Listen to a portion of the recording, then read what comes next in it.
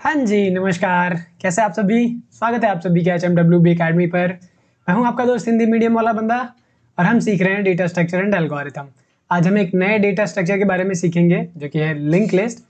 But before starting with link list मैं चाहूँगा कि आपको ये चीज़ समझ में आए कि लिंक लिस्ट बनाया क्यों गया है। हालांकि लिंक लिस्ट हो या एरे हो या कोई भी डेटा स्ट्रक्चर हो, सबका काम डेटा स्टोर करना होता है। अब डेटा को स्टोर करने के साथ साथ कई ऑपरेशंस भी परफॉर्म करने होते हैं उस डेटा के साथ। जैसे अगर मैं कोई नया डेटा इंसर्ट करना हुआ, डिलीट करना हुआ या फिर कोई डेटा सर्च करना हुआ, ठीक है, इस तरीके के कई ऑपरेशंस होते हैं।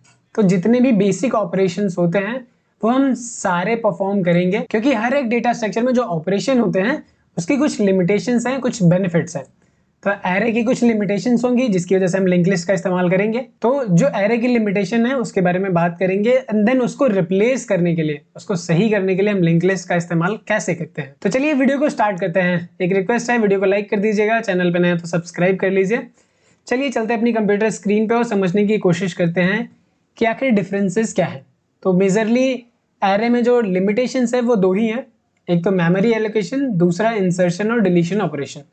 तो अगर आपको नहीं पता तो एक एक करके समझेंगे। पहले हम बात करेंगे मेमोरी एलोकेशन के बारे में। एरे में मेमोरी कैसे एलोकेट होती है ये समझने की कोशिश करते हैं। तो हमारे पास यहाँ पे दो तरीके के एरे होते हैं। एक तो होता है हमारा स्टैटिक एरे और एक होता है हमारा डायनेमिक एरे। अब आप सोचोगे कि डायनेमिक और स्टैटिक एरे में क्या डिफरेंसेस है। अगर कोई एरे इस तरीके से इनिशियलाइज्ड है और वो स्टैटिक एरे है तो यहाँ पे इसका मतलब ये है कि हम 10 एलिमेंट ही स्टोर कर सकते हैं। 10 एलिमेंट यानी कि 10 इंटीजर्स, क्योंकि इसका डेटा टाइप हमारा इंटीजर है। बट कभी कभी ऐसा होता है कि हमें पता नहीं होता कि हमें 10 इंटीजर स्टोर करने हैं या फिर 100 इंटीजर या फिर 1000 इंटीजर। लाइक ऑपरेशन में हो सकता है कि इन फ्यूचर कई एलिमेंट ऐड करने पड़ जाए। तो उस केस में हम क्या करते हैं, अगर वो स्टैटिक एरे है, मैक्सिमम जितनी पॉसिबिलिटी होती है उतना साइज हम इनिशियलाइज करते हैं इनिशियली। हालांकि हमें जरूरत 10 की है बट हमें लगता है कि मैक्सिमम पॉसिबिलिटी 100 तक जा सकती है, तो मैंने 100 से इनिशियलाइज कर दिया। क्योंकि स्टैटिक एरे वो एरे होता है जिनकी साइज बाद में चेंज नहीं करी जा सकती। तो अगर यहाँ पे कोई भी एरे इनिशियलाइज होता है तो कुछ इस तरीके से होता है। और मेमोरी कैसे एलोकेट होती है इसमें, तो मेमोरी कुछ इस तरीके से एलोकेट होती है कंटीजियस मेमोरी लोकेशंस पे। अब यहाँ पे आपको कंफ्यूजन हो रहा होगा कंटीजियस मेमोरी लोकेशंस क्या होते हैं। तो यहाँ पे अगर हम एज्यूम करें कि ये मेमोरी ब्लॉक है और हर एक ब्लॉक हमारा एक इंटीजर होल्ड कर सकता है, ठीक है। तो यहाँ पे एक इंटीजर हम रख सकते हैं, यहाँ पे एक इंटीजर रख सकते हैं, यहाँ पे भी एक इंटीजर रख सकते हैं। तो अगर हम यहाँ पे ARR ऑफ 100 करते हैं, इसका मतलब है 100 ब्लॉक की मेमोरी रिजर्व करता है, वो भी कंटीजियस। कंटीजियस का मतलब लेट से इंटीजर हमारा 2 बाइट लेता है और ये एड्रेस 200 है, तो अगला वाला एड्रेस क्या होगा 202, अगला वाला एड्रेस 204, फिर 206, इसी तरीके से हमारा बढ़ता जाएगा। कंटिन्यूअस नहीं बोल रहे, कंटीजियस बोल रहे हैं, क्योंकि इसमें डिफरेंसेस हैं, दो दो बाइट के डिफरेंसेस हैं, क्योंकि इंटीजर हमारा 2 बाइट रखता है। तो इस तरीके से जो एलोकेशंस है इसको बोलते हैं कंटीजियस मेमोरी एलोकेशन, और एरे इसी चीज को सपोर्ट करता है। तो लेट से मुझे 100 इंटीजर के लिए मेमोरी होल्ड करनी है, बट प्रॉब्लम यहाँ पे ये है 12 मेमोरी ब्लॉक ये खाली है और उसके बाद यहाँ पे ऑलरेडी कुछ डेटा पड़ा हुआ है, एंड देन उसके बाद बाकी के जो मेमोरी स्लॉट्स है वो खाली है। बट प्रॉब्लम यहाँ पे ये है कि कंटीजियस लोकेशंस पे फ्री नहीं है। यहाँ पे फ्री है कुछ, फिर बाद में कुछ फ्री है, बीच में हमारा डेटा क्या है फिल्ड है, यानी कि जो मेमोरी है वो लगातार फ्री नहीं है। तो इस केस में ये एलोकेशन होगा ही नहीं, जबकि मेरे पास मेमोरी 100 ब्लॉक के लिए है बट कंटीजियस नहीं है, इसकी वजह से ये एलोकेशन नहीं होगा। तो यानी कि यहाँ पे मेमोरी रिजर्व नहीं कर सकते, तो आगे का प्रोसीजर भी हम फॉलो नहीं कर सकते। ये हमारा स्टैटिक एरे है। डायनेमिक एरे में होता क्या है, तो यहाँ पे मैं अभी के लिए 2 इंटीजर एरे लेता हूँ, ठीक है, कि मुझे अभी 2 ही एलिमेंट स्टोर करने हैं इस एरे में, ठीक है। तो यहाँ पे 2 ब्लॉक की मेमोरी रिजर्व होगी, ठीक है, एक ये ब्लॉक एक दूसरा ये ब्लॉक। अब लेट से मुझे यहाँ पे तीसरा इंटीजर यहाँ पे स्टोर करना है इसी सेम एरे में। तो डायनेमिक एरे क्या करता है, इसकी साइज इंक्रीज करता है, बट साइज इंक्रीज करने का भी एक मेथड है। अगर आपको एक इंटीजर स्टोर करना है तो एक इंटीजर के लिए मेमोरी रिजर्व नहीं करता, ये रिजर्व करेगा इसका डबल, यानी कि जो भी साइज होगा अभी करंट एरे का उसका जस्ट डबल करेगा और ये मेमोरी रिजर्व करेगा। तो 2 है तो क्या होगा 4 होगा, फिर आप एलिमेंट इंसर्ट कर सकते हो तीसरा, फिर फोर्थ। फिर अगर आपको फिफ्थ एलिमेंट स्टोर करना है तो क्या करेगा, इस साइज को डबल करेगा, यानी कि 4 का क्या करेगा 8 करेगा, एंड देन एलिमेंट आप यहाँ पे इंसर्ट कर सकते हो। तो इसी तरीके से यहाँ पे जो डायनेमिक एरे में एलोकेशन होती है ये कुछ इस तरीके से होती है। साइज हमारा 1 है। अगला एलिमेंट स्टोर करना है तो आप क्या करोगे, साइज को डबल करोगे, फिर साइज को डबल करोगे, ठीक है, फिर साइज को क्या करोगे, डबल करोगे, और इसी तरीके से ये डबल होता जाएगा। तो अगर हम कुछ नंबर्स की बात कर लें तो यहाँ पे नंबर्स देखो आप कितनी तेजी से इंक्रीज हो रहा है। ये बहुत ही ज्यादा तेजी से इंक्रीज होगा जैसे जैसे ये नंबर बड़ा होता जाएगा। तो प्रॉब्लम यहाँ पे भी सेम है, क्योंकि ये एरे ही है तो कंटीजियस मेमोरी लोकेशंस पे डेटा स्टोर करेगा। तो यहाँ पे लेट्स से 1024 साइज है अभी, और मुझे 1025 वाला एलिमेंट स्टोर करना है। तो मेमोरी तो है नहीं, तो क्या करेगा, साइज को डबल करेगा। साइज क्या इंक्रीज करके करने वाला है, ये 2048। अब अगर हमारे पास 2048 कंटीजियस लोकेशंस अवेलेबल नहीं है तो उस केस में क्या होगा, ये रिजर्व नहीं कर पाएगा। तो अगर ये रिजर्व नहीं कर पाएगा तो डेटा भी स्टोर नहीं कर सकते फर्दर। तो यहाँ पे भी वही सेम लिमिटेशंस है कि हमारे पास लोकेशंस तो खाली हैं बट कंटीजियस लोकेशंस खाली नहीं है, जिसकी वजह से क्या लोकेशन हम नहीं कर सकते। तो यहाँ पे यहीं पे इंट्रोड्यूस होता है हमारा लिंक लिस्ट। अब लिंक लिस्ट काम कैसे करता है वो थोड़ा सा समझ लेते हैं। तो लिंक लिस्ट में क्या है, अगर आपको एक इंटीजर स्टोर करना है तो क्या करेंगे हम, एक इंटीजर वाला ब्लॉक कहीं भी जहाँ पे भी मेमोरी में खाली होगा, लेट्स से भी यहाँ पे खाली है तो हम यहाँ पे ये डेटा फिल करेंगे। लेट्स से 25 मुझे स्टोर करना है तो मैंने 25 को यहाँ पे स्टोर कर दिया।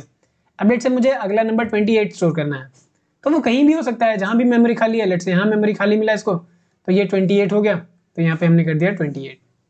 ठीक है, ठीक है। सिमिलर इसी तरीके से हमारा अगर यहाँ पे खाली है तो जितना भी ब्लॉक खाली होगा इंटीजर के लिए वो यहाँ पे हम स्टोर कर सकते हैं। तो 29 यहाँ पे हमने स्टोर कर दिया। अब प्रॉब्लम यहाँ पे आती है कि लिंकिंग किस तरीके से करी जाए। ठीक है, एरे में तो आपको पता है कि 25 के बाद 28 आ रहा है, 28 के बाद 29 आ रहा है, तो लिंक लिस्ट में भी कुछ इसी तरीके से अरेंजमेंट करते हैं कि 25 के बाद हमें 28 मिले, 28 के बाद 29, और इसी तरीके से हमारा ये लिस्ट चलता रहे। नेक्स्ट वीडियो में हम बात करेंगे इसी के बारे में कि किस तरीके से हम लिंक लिस्ट इनिशियलाइज करते हैं, कैसे डेटा स्टोर करते हैं, कैसे लिंकिंग करते हैं।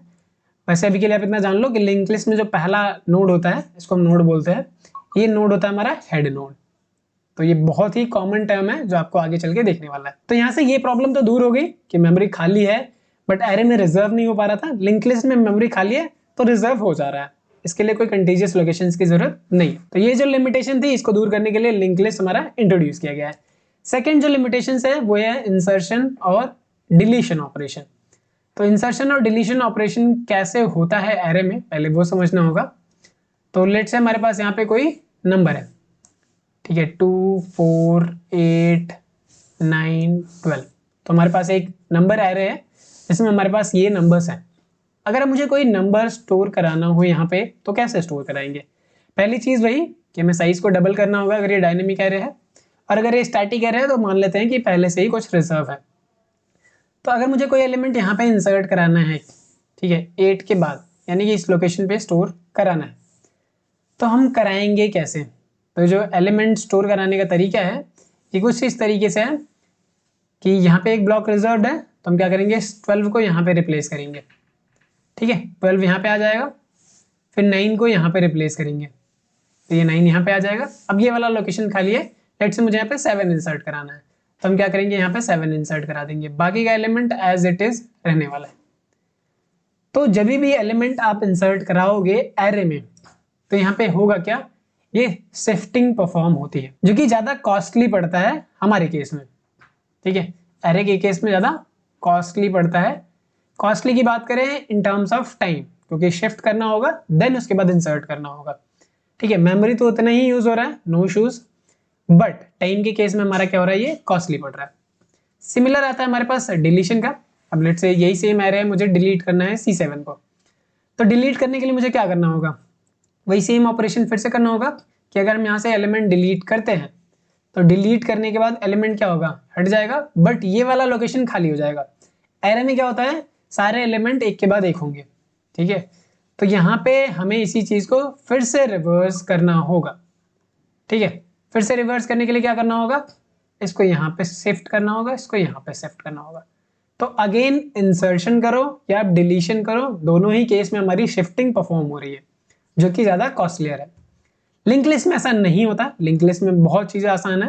तो लेट से मुझे यहाँ पे 25 है और ये है 28, ठीक है, अभी ये लिंक लिस्ट हमारा अटैच्ड है, ये हमारा हेड नोड है और हमारे लिस्ट में 2 ही एलिमेंट है। अगर मुझे तीसरा एलिमेंट इसी के बीच में इंसर्ट करना है तो मुझे इसको शिफ्ट करने की जरूरत नहीं है, क्योंकि शिफ्टिंग का कॉन्सेप्ट यहाँ पे होता ही नहीं है।